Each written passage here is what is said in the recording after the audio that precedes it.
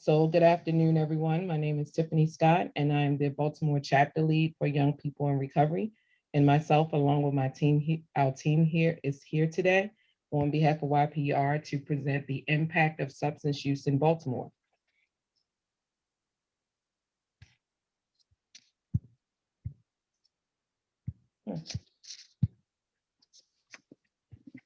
So just a brief overview of what we'll be discussing today. We're going to talk about YPR's mission and vision. We also will do a panel discussion. It's going to be a two-part panel discussion, one with youthful leaders and then another one with some professionals who are providing services within the state. We will view a small video on Generation Found. We'll talk about multiple pathways and language. We'll also discuss stigma.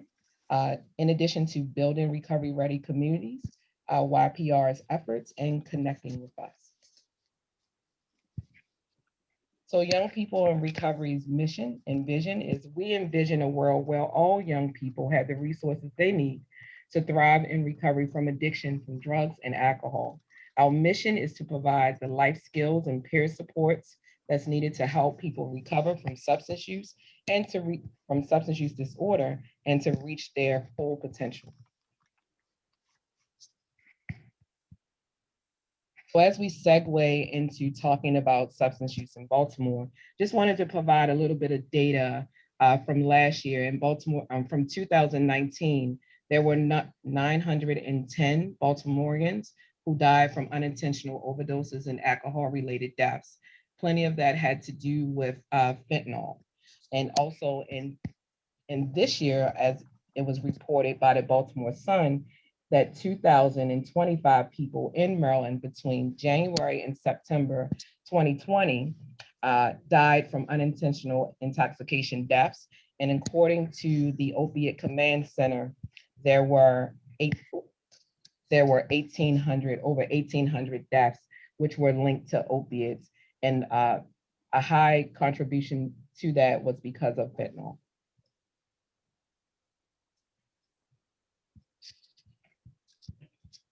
So when we talk about building recovery-ready communities, I just wanted to show you a school in Houston called Archway that is trying to gear young people in a position to be recovery ready. So we're going to take a moment and I'm going to show this video here.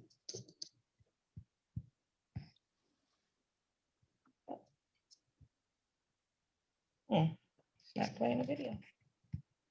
Okay, I'm gonna go and stop share and bring it back up.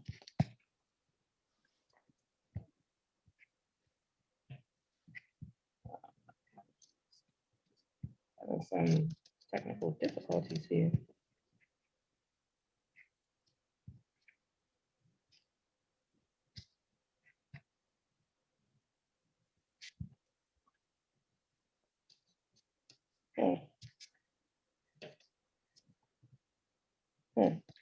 My apologies, our video is not playing, so I'm going to stop for a moment and attempt to share it. Give me one moment.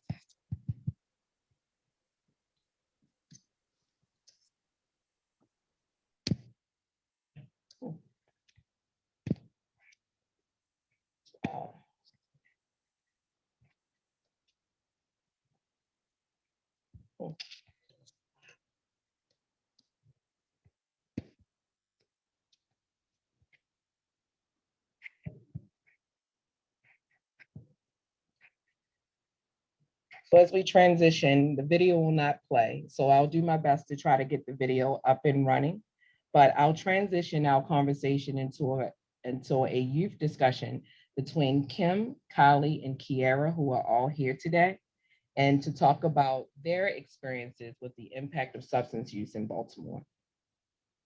So Kim, Kiara, and Kylie, I'll just pose the question openly between the group to talk about this, the impact of substance use from your experiences. So in any specific order, Kim, Kylie, or Kiara, can you please share a little bit about your experiences? My name is Kim. I was raised in Baltimore near Pennsylvania Avenue by a family of individuals who suffer with substance abuse. I experienced a lot of trauma when I was younger. I saw how addiction destroyed families, as well as mine. Also saw how it tore children's from them wanting to be successful from being nurses or doctors or policemen to being completely hopeless. Um, I also, experienced smoking weed at a young age, as well as drinking alcohol um, because of peer pressure, which led me to doing other substances. Um, I completely lost everything, down to my children, myself, my faith, as well as all hope.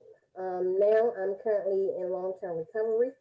I have 4.5 years clean today, and a lot of things that I never thought I would be able to achieve, I am now achieving, um, with the support of family, friends, and community support, and support with from other people in recovery. Um, I am no longer feeling hopeless, but I'm very hopeful, and I feel I'm able to get through anything that life brings, um, with the support that I have. And I am no longer feeling as though I would be a statistic to substance abuse or lost cause. Thanks for allowing me to share. Thank you. Thank you. And thank you so much, Kim. And Kim is actually in recovery and serving as a community health worker now in Baltimore City. Congratulations, Kim. Kylie? Hi guys, my name is Kylie. I'm 18. I was born in Baltimore. I never actually heard of recovery until my mother got into it. Like, I never hear about recovery ever, and I seem to always attract kids, or that at least at my age, that parents are in recovery. But I went through it at a younger age with my mom. So I was like 7, 8. But my friend, she was 14 and she grew up, and her parents are like, they're fresh to the recovery. So like she has more experience than me when it comes to like trauma. But I will say that I do battle with depression. So I picked up my first drink when I was 12. I picked up my first blunt when I was 11. Um, I will say I didn't get all the way through it. I'm not in recovery, but my mom does beat it into my head. So it is coming soon. But I just want to say, like, I don't know. I'm new to this. I'm sorry, guys, but Fine. I You're just, fine. No pressure. I just, I don't really see myself in recovery, but at the same time, I do because of my mom. So I stopped like when I moved with her, I stopped smoking. I don't smoke anymore. I rarely drink, and if I do, it's probably when I leave the house. I go all the way back to Baltimore to do that because I don't want to disrespect her. So when I do drink, and then sorry, backtrack, but when I moved out of my house recently, and then because I thought I was grown, I turned 18, I moved out, and I thought that I could do it on my own, and I realized I could not. Props to you guys because that was the hardest decision of my life. Um, my mother will always say, like, Kylie, I think you have a problem. Kylie, I think you have a problem. And she makes it known. She doesn't beat around the bush. She does not at all. If you guys know my mother, you know she does not beat around that bush. So she will always tell me that she thinks that I have a problem. And I'm 18 and I love partying and I love going out. And like, I didn't really see it as a problem. I seen it as a me wanting to have fun until I moved out and everything. I didn't know how to file my taxes. I wasn't going to school. I didn't know if I was going to be able to graduate. My cousin passed away years Mm. ago, but I was the only one close to her. So it's like that would get into my head. I had daddy issues. My father doesn't even talk to me. Um, my mom's really the only one who's there for me. So one day I'm drinking. I have my bottle and I'm sitting on the bed and I'm living with my boyfriend. And he's like, Kylie, like, you put down the bottle, you have a problem. I'm like, I don't have a problem. But I was so drunk and I'm texting my mother. I end up texting my mother that same exact night. And I'm like, Mom, I just owned up to it. Like, I think I have a problem. Cause this is getting out of hand. Like I was suicidal thoughts was going through my head. So much was just going through my head, and she helped me get through that. And she took me back in and said, Kylie, you can move back to my house. And when I say I'm so grateful for that, but I just wanted to share that, and I do feel as though that this is a good program because kids like me need it. And you would look at me and think I don't, but I do. So that's all I wanted to say. Thanks for letting me share. Absolutely. You touched on so many things, Kylie. I commend you for your strength and your perseverance, and the way that you speak is impactful. And if I haven't shared it already, Kylie is the future chapter leader for the Southern region of Maryland. So we're really excited to have her as a part of YPR and to get that up and going. She also did a podcast, which was fantastic for Safe Project, around no stigma, no shame, and also with the Deterra package that you received in your take home boxes if you participated with us. Kylie, I thank you so much for having that youth voice in recovery. Kiera, For giving me the opportunity. absolutely. Kiera, Hello, everyone. My name is Kiera. I am currently a community health worker at University of Maryland, but a lot of people may know me from Penn North Recovery Center, where I worked and lived and attended and completed a program probably forever. So substance abuse for me started at the age 14. My son died of SIDS, and I went through a mental health program that gave me um, a sedative to keep me calm, and I became addicted. And it moved from that to ecstasy. And once ecstasy, since it was more socially acceptable to you to use ecstasy, from ecstasy I went to Molly, and I completely stopped everything in 2014. Um, Afterwards, I relapsed by drinking and smoking marijuana. And since May of 2017, I've been in recovery, but my recovery looks different this time, because, uh, backtrack, I have not used any Molly or ecstasy since 2014, but I had to understand how addiction goes hand in hand. So that how I'm feeling from, I have not used marijuana since May of 2017. So for me, like I said, recovery looks a little different uh, because of what's socially acceptable. I'm still young.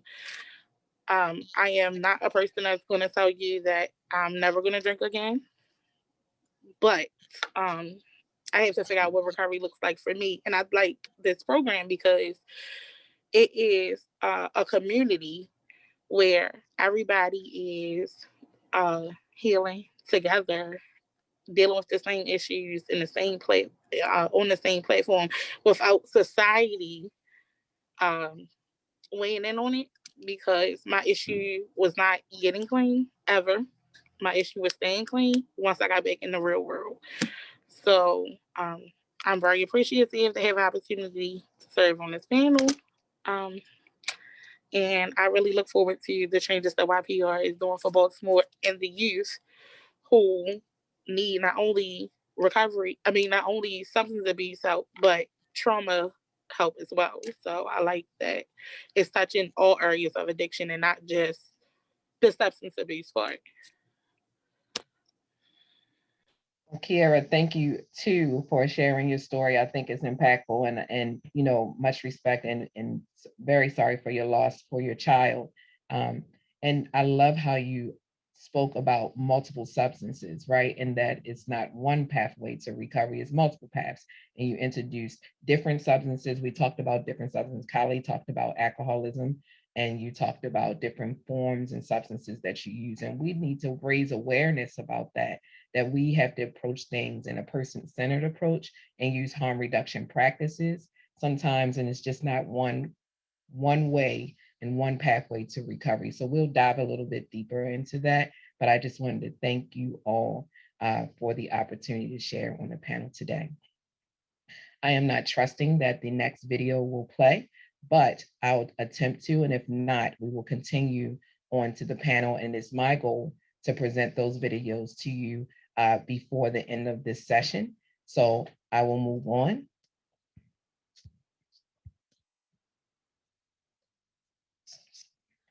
I'll attempt to play it once, and if it doesn't, we'll just keep going. Absolutely. So our next set of panelists are individuals who are working in the profession. Um, we have Sean Nicholson, and the video that was going to play before you prior was going to show you a little bit about Phoenix recovery. So it's my goal before the end of the call today to really give you that piece, because I think it's really important also with Archway. But Sean Nicholson is a person who is in long-term recovery and also is working at, he has his own organization that he runs for recovery and wellness.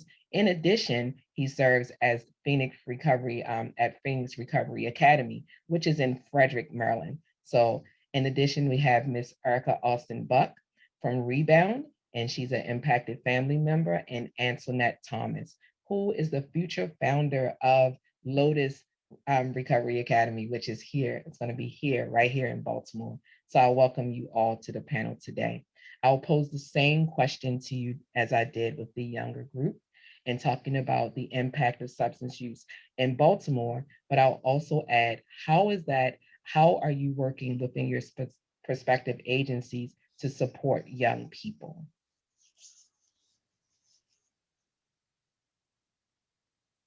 So, good afternoon. I'm Erica Alston, and like Kiera and the young panelists, honored to be here and be a part of today's discussion. I am a person in long-term recovery who got clean at 26 years old. And because of my personal experience, I've gotten here a high school graduate, I gotten here a college graduate. Active addiction for me began in November 1995, and I was clean by May 1996. So I was a 26-year-old who presented with a 6-month active addiction experience and was thrust into 12-step meetings, thrust into recovery that with people that didn't look like me and weren't my same age. And was told through that process that I had to identify with the similarities and not the differences. But at 26 years old, that's a tough task. It's tough to sit in a meeting full of old people, listen to them share stories about, shooting heroin by candlelight with rainwater in an abandoned house, and find my comparison in that. So as a young person in recovery, there were a lot of times I sat and I felt unique in a program that said that we were not unique. There was lots of instances where I felt different in a place where they told me was where the misfits fit. So I had an internal battle, and it was difficult for me to stay clean in such an environment. Kiera talked about ecstasy and Molly, and I remember when I met Kiera, and I was then the old person when Kiera got clean. So I had to tap into how I felt at 26 years old. So as a result of my recovery, I've chosen not to be a member of the 12-step program because I believe that there are many pathways. Have I attended meetings? Have I once raised my hand and claimed to be a member? Absolutely. I just no longer do because I understand that there are many different pathways, and the people entering recovery are different. The people entering recovery are younger. The drugs that we're using are different.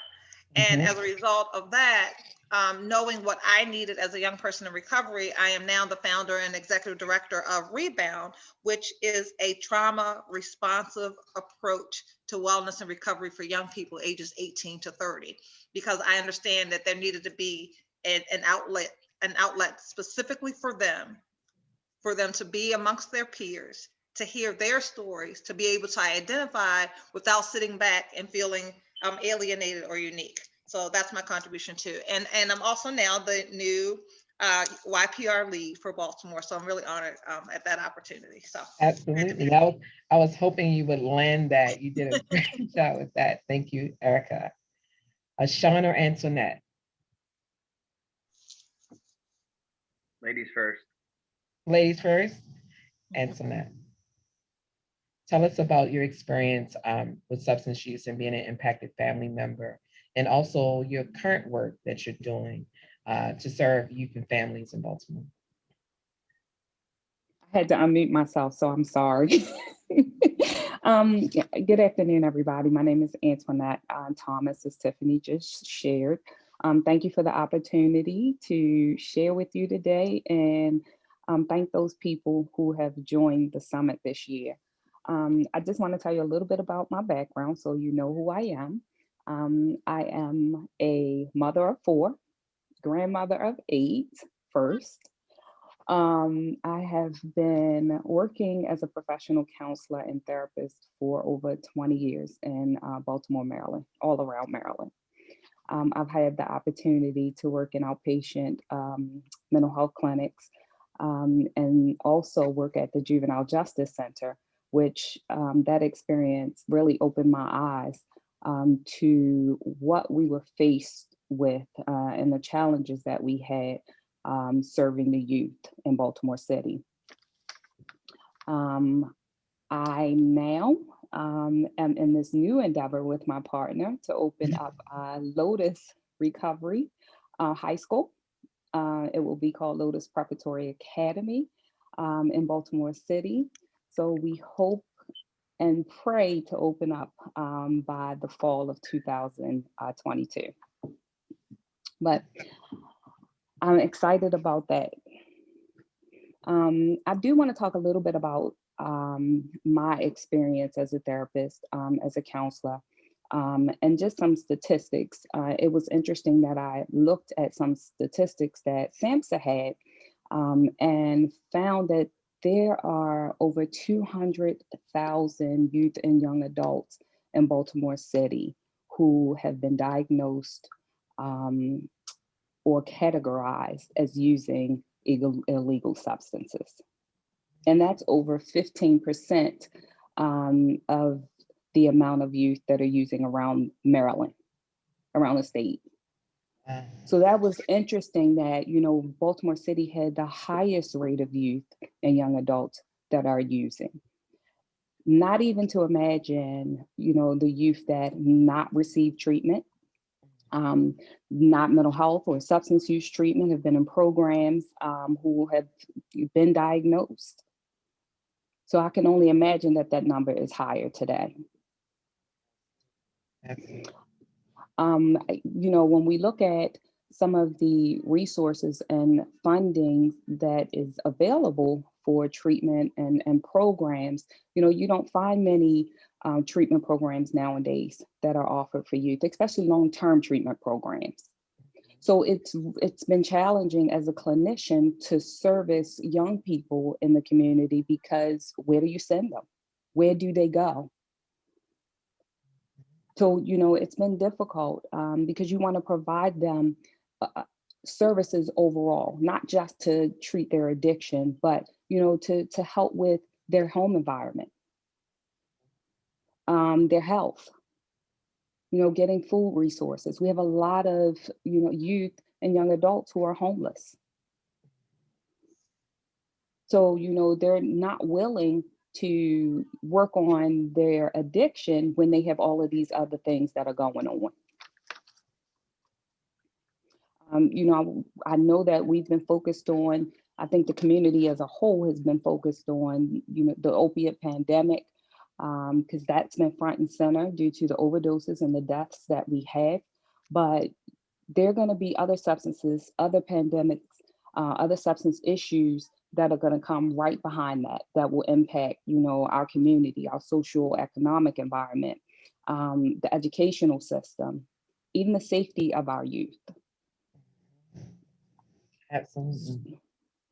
So I think we all need to address addiction from a holistic and a person-centered approach, where we in the community can meet the needs of the youth. We can ask them, talk to them about what their needs are, and listen.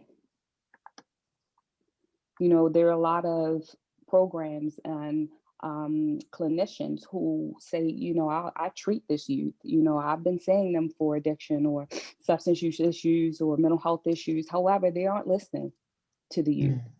They aren't a part of that treatment. And that's been a challenge, because, they don't see recovery as long-term. It's something that, oh, my parent wants me to do right now. My parent wants me to stop. School told me that I have to stop using. Yeah. And that's a absolute perfect segue into Sean, who is from Phoenix, to really drive us into how safe spaces are made and created for young people in and seeking recovery. Yeah. Antoinette, thank you so much for sharing your experiences. Sean? You're welcome.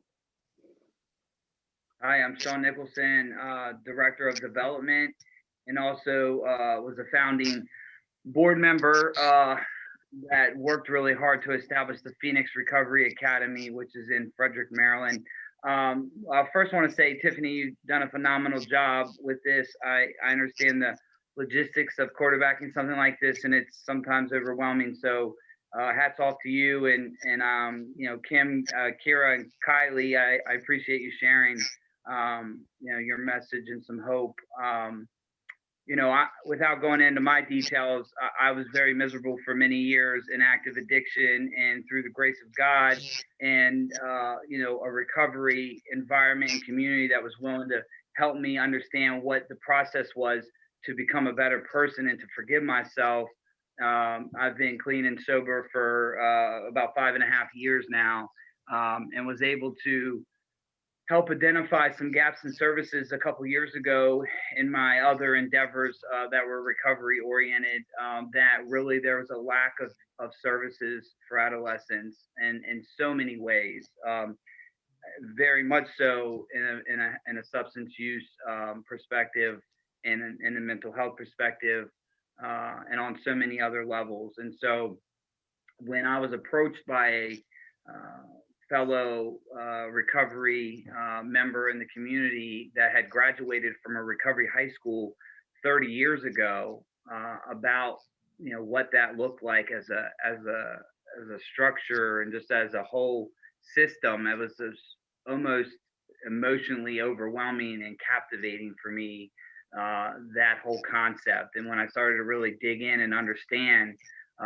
what those resources would provide for kids, and I thought back to my own personal self, and like when my family didn't know what to do with me at a young age, they sent me off to military school for 2 years for 15 grand a year, and I learned how to shine shoes. I didn't learn about a disease. I didn't learn about the consequences and repercussions of my actions, and I definitely wasn't given the tools necessary to succeed in recovery. And so I ultimately spent 15 years in and out of prison and felony convictions and all kinds of things due to not being given the opportunity to understand why I made those decisions early on. So we were able to work very hard to establish currently Maryland's only recovery high school, the Phoenix Recovery Academy. Recovery high schools are small niched, historically anyway, small niche schools where you're averaging about 30 to 50 kids. There are a few schools in inner cities like Boston, and also she spoke of the Archway Academy in Houston that have 80 to 100 kids. And so the unique atmosphere that's provided is very like personable and intimate for students to have a conducive environment to succeed in early recovery. And so I always tell people, and I love when I'm on a panel like this, because a lot of times when I'm doing any kind of presentation, people have no understanding or knowledge of the lack of resources for these kids.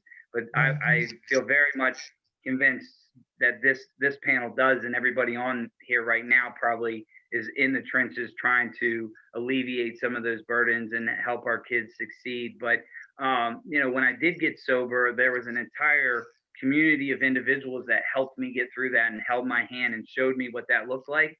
I can't say for Baltimore, but I'll assume, and I will say for Frederick and other communities that I've lived in and out of addiction, that there isn't that. There isn't a atmosphere or a platform or a channel of resources that really gives a person, an adolescent, the opportunity to thrive in recovery. And so recovery high schools are not the answer to our problems. Most of us here, and I know Tiffinee very well, we've worked on some things in the past that we advocate for harm reduction. We advocate for, I own sober living homes. We have all these things on the back end that we, receive funding for, and we allocate thousands and millions of dollars for. And the problem is there's really not a lot of money sent to the front end. And 9 out of 10 people who suffer from substance use disorder started when they were in their adolescence. So as much as we're maintaining an issue and advocating for the support systems needed on the back end of our problems, we need to shift and focus more of the conversation on the front end. And that starts with our kids. And so a recovery high school really kind of puts a resource in place that, one, gives them some opportunities to succeed early on, and also elevates the conversation of the need for more services for kids. We have a two-part system here. We're working on our second phase, but currently we opened in the middle of a pandemic under craziness, and we did that in person. We have a very phenomenal space, and we were able to be safe. But we have we have 5 students currently. We anticipated and wanted to have 12 to 15 students within the first year, and that was pre-COVID. So we're 5 months in, and we have 5 students. So we're really on track with where we wanted to be, take a slow approach and scale this thing. We do have the capacity and the potential to hold 40 students here. We currently just received another large grant to completely remodel the second floor of our facility, which will soon be our alternative peer group, our APG, which we will allow the community to have some engagement in, where there'll be wraparound services, recovery, coaching, academic tutoring, incentive providing, there's ping pong tables and games. We just got brand new furniture donated. But that would be part of the model. And if you do ever get the opportunity to watch Generation Found, which is one of the films she was briefly trying to show a piece of, it really has a lot of content and material that conveys the message and the big picture of what a recovery community is really all about, and how the entire community has really wrapped their hands and hugged this concept for over a decade at Archway, that has become really the staple or the catalyst for success in the recovery high school community. And they've activated multiple APGs in that setting. So very much suggest that you watch Generation Found. For those of you who are more interested in information from us, you're welcome to obviously check out our website. I am very open and approachable. If you would love to come see the school and understand more about what we're doing here, I would love to be a part of that conversation with you. So thank you for allowing me to be on here, Tiffinee. Absolutely, and thank you so much. So Sean, can you please, and everyone who has spoken, if you would like to put your information into the chat box for continuing conversations about how we can build recovery communities. One of the things that, and if we are not able to play the links today, I will definitely have them in the chat. If you want to put your email in the box, I can send out the PowerPoint for your review. Beautiful.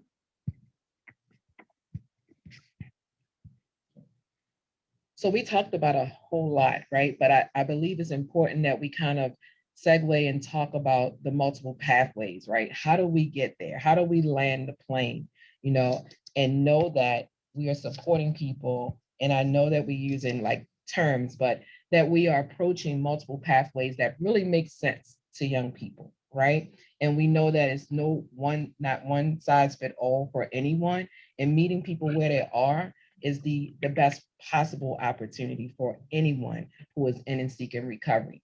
So just a review of the slide is just sharing our similarities and connections over lived experiences normal, but we can enter dangerous territory when we assume solutions are identical across the board, right? So we know that that is so not true. And every young person who's in and or seeking recovery, we really need to approach that in various ways. And we need to educate our communities to do the same thing. So how do we do that? How do we build what's called recovery capital? First, we have to learn about positive and safe language, so, one of the things that's really true and important about people who don't understand that addiction is a disease and there is a pathway to recovery is about educating the community about safe language. So here's a document in front of you about recovery dialect, and words really do matter. It can change a person's direction in a heartbeat if you use the wrong terminology. So here are some true and through examples of how to use safe and affirming language when speaking to someone. And there's also stigma. So stigma kind of rides on a heartbeat. Stigma, shame, and advocacy kind of all tied together, right? And this is so true. And even as a reflection for my own family, here's a quote, and it said, I think the biggest barrier to treatment is stigma. Even families that have someone struggling with addiction want to keep it within the walls of their home and hope that it somehow surpasses or cures itself, right? So we want to keep addiction in a tight little pocket, but that's not true, right? So families have a really hard time accepting that addiction is a disease, but they also spend a lot of time placing stigma on with like this, the language that I talked about, and not really navigating a person to recovery. Stigma is one of the biggest barriers to treatment and recovery for substance use disorders today. This is a public health crisis. We need to pay attention to that, right? So there's substance use, substance misuse, and then addiction, and then a substance use disorder. So we need to pay attention to that. So there's levels to this. And if you top it with stigma, then a person, and you're talking and trying to support one to recovery, you're going to have a challenge if you keep placing stigma on top of it. So here are some things that which people say versus what people hear, right? So this is actually a slide that's taken from Safe Project, so we thank them for that. But what do you say versus what you hear could be two different things. And you believe that you may not be placing stigma and shame on someone, but it's actually true. So we want to try to do other things like, safe, talking about a person and saying a person with a substance use disorder, or regular substance use. So you use often. I didn't say that you were an addict, but I see that you are using often, and approaching it in that way may be an open door for someone who is seeking recovery, whether they say it or not. So how do we build on creating recovery friendly communities, right? So this is an example of a recovery friendly and ready community. So if you think about Baltimore, right, we have loads. Baltimore is known to be saturated and plenty of resources, and people come from all over the world for Baltimore for different things. We are known for Johns Hopkins and our medicine and different things like that. But are we really recovery ready?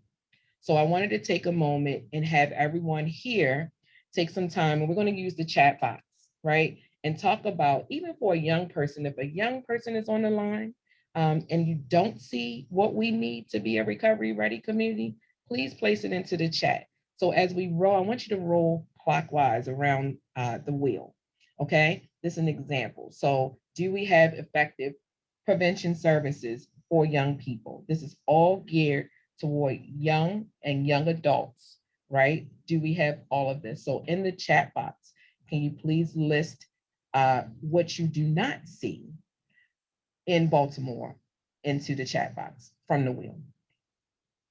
Things that we can do better, things that we can collaborate with each other, like meeting and engaging our stakeholders, asking and building recovery advocacy through young people. So if you can place your comments in the chat box, it will be greatly appreciated. And I will walk you through the wheel.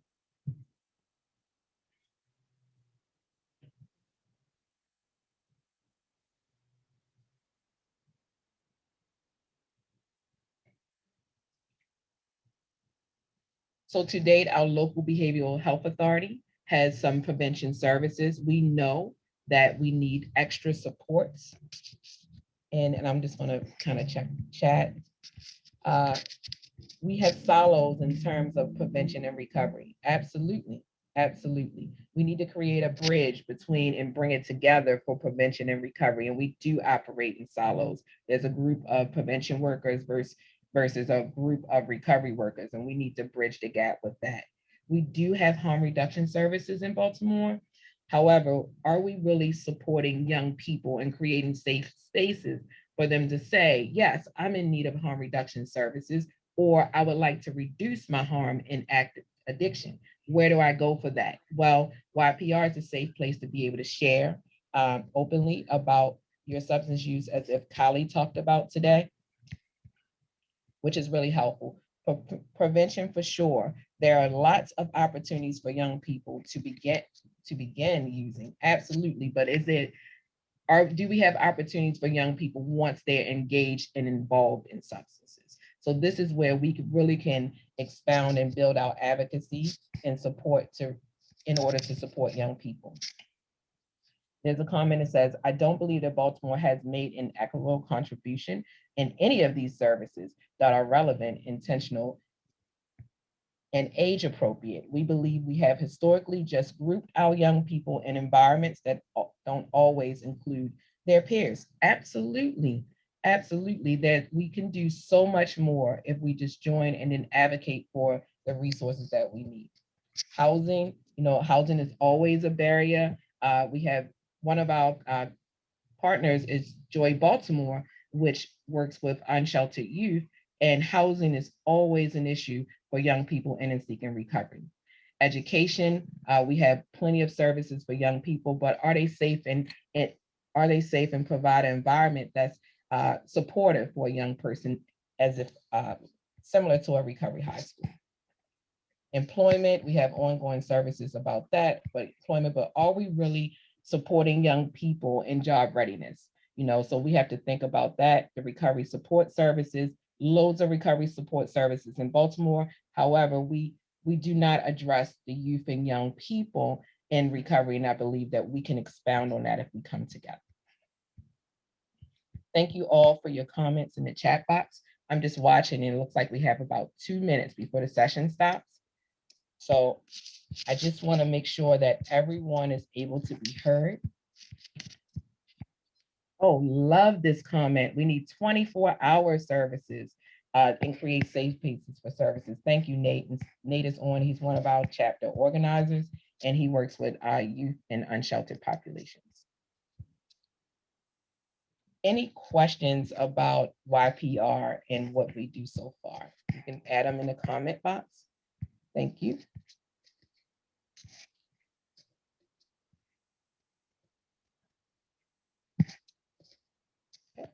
All right, I'll read one last comment from the group. So a little bit about what YPR offers. We offer workshops, which are absolutely free of charge. We have workshops that are in reference to housing, education, financial literacy, and all recovery meetings, which support young people in recovery, which are inclusive and really provides a safe space for individuals in seeking recovery. And then we also have what's called pro socials, and that's with our contributor from YPR, and that's Joy Baltimore, who provides all our pro social events. And if you have any more information that you would like to provide in the chat, please do so at this time. Oh, yes, youth mentors as well. We definitely need those. So this is landing our plane on the session.